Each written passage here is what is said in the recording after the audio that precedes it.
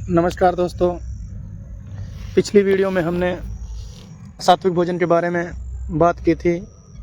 आज हम उत्तेजक भोजन के बारे में बात करेंगे। उत्तेजक भोजन क्या होता है? उत्तेजक भोजन के हमारे शरीर पर क्या प्रभाव पड़ते हैं, क्या असर होता है? सबसे पहले हम जानते हैं कि उत्तेजक भोजन क्या होता है। जिस भोजन को ग्रहण करके हमारे शरीर में उत्तेजना पैदा होती है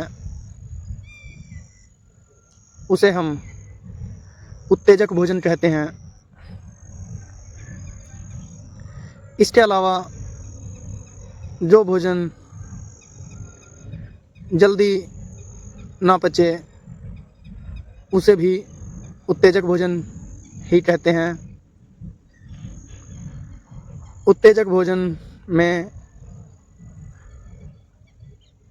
हर प्रकार की दाल सब्जियां जो हम उबालकर या पकाकर खाते हैं, जिनको कच्चा ना खाया जा सके, सभी उत्तेजक भोजन के अंतर्गत ही आती हैं। उत्तेजक भोजन में दूध, पनीर, दही, घी या हम कहें कि दूध से बनी हर वस्तु उत्तेजक भोजन में ही सम्मिलित है।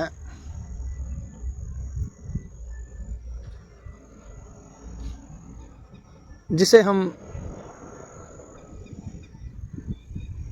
शाकाहारी भोजन कहते हैं, वह सभी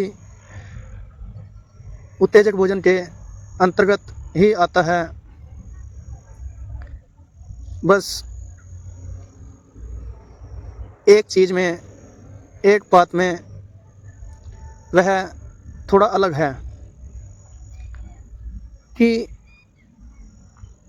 जो भोजन उबालकर या पकाकर खाया जाए उसे ही हम उत्तेजक भोजन कह सकते हैं। जैसे हम दाल सब्जियां सब बनाकर खाएंगे, जैसे हम किसी भी प्रकार के अनाज की रोटी बनाकर खाएंगे, जिस प्रकार मक्के के दाने उबालकर खाए जा सकते हैं, इसलिए उसे हम कच्चा नहीं कह सकते। अर्थात जो भी भोजन पकाकर खाया जाए वह हर भोजन उत्तेजक भोजन की श्रेणी में ही आता है।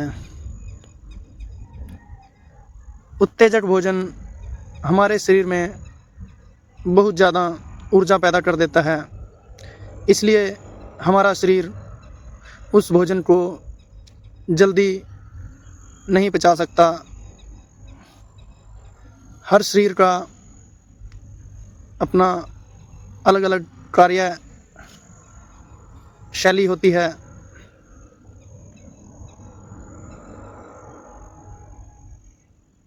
कोई भी शरीर तकरीबन 2.5-3 घंटे से पहले उत्तेजक भोजन को पचा नहीं सकता।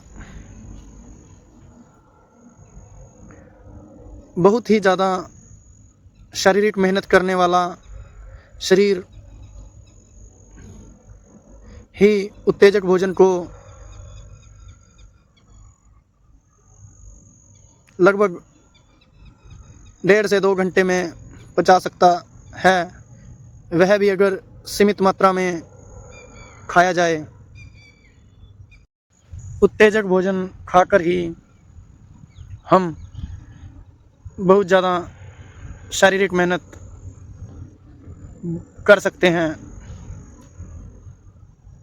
इसका अर्थ यह नहीं है कि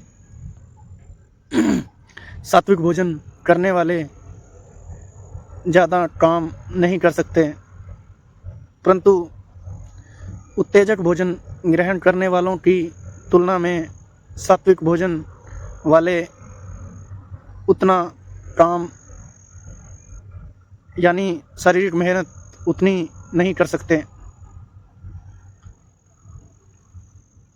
उत्तेजक भोजन में दूध, घी, पनीर, दही इत्यादि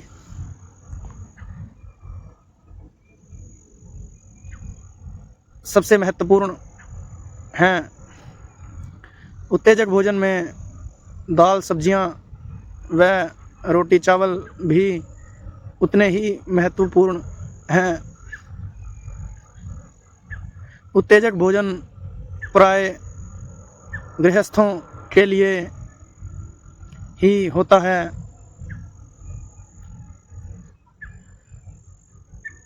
उत्तेजक भोजन वैसे तो सभी करते हैं, परंतु जो व्यक्ति सन्यासी नहीं होते उन्हीं के लिए विशेष तौर पर उत्तेजक भोजन होता है।